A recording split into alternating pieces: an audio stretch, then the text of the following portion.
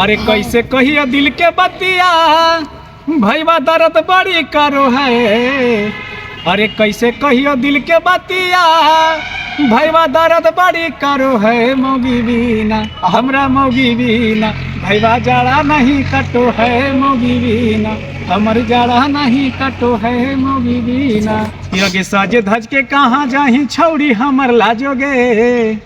कि साजे धज के कहाँ जाही छौड़ी हमर लाजोगे। या बड़ी निक लागो जब पेन्ही पलाजोगे। ये गाना मेरे जिंदगी का पहला गाना था जो आवारा म्यूजिक से गाए थे। आवारा म्यूजिक परदेश जब से अच्छा नहीं लागे दिन समैया रे भैया। कि अरे अलिए परदेश जब से अच्छा नहीं लागे दिन समैया रे भैया। तरुपिया कई नीर दहिया छूटो है बापू मैया रे भैया। कि रुपिया कई नीर दहिया छूटो है बापू मैया रे भैया। वाह ताली मार दीजिए आप लोग थोड़ा।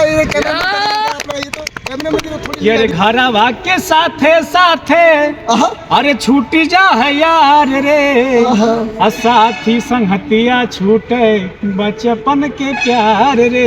ताली कर भाई गाय करे भैया। हम तो दिल हाथ में कितना जीतेगा। एक ही को दिल है 1000 बार आप ही जीत रहे हैं। बहुत अच्छा गाना था। कि अरे घरवा के साथे साथे अरे छूटी जा है यार रे।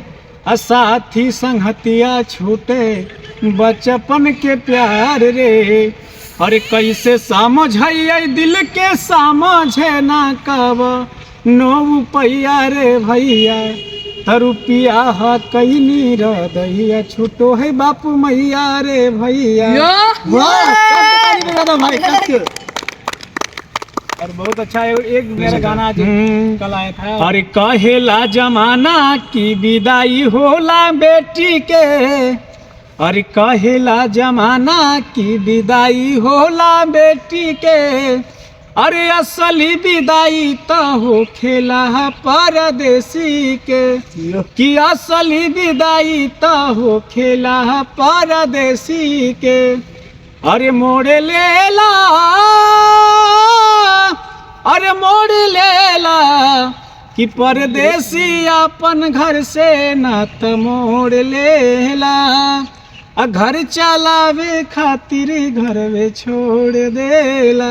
कि असली विदाई बेटी की होती है।